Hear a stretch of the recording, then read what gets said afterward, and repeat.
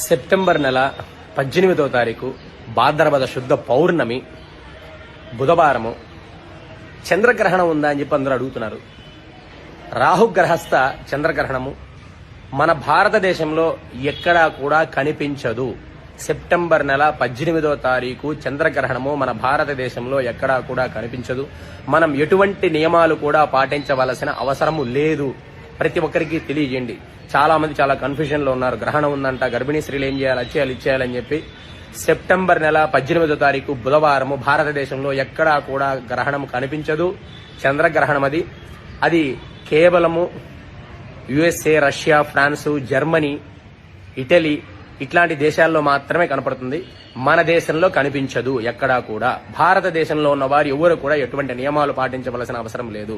అది కేవలం USA, Russia, France, Germany ఈ దేశాల్లో ఉన్న వాళ్ళకి మాత్రమే.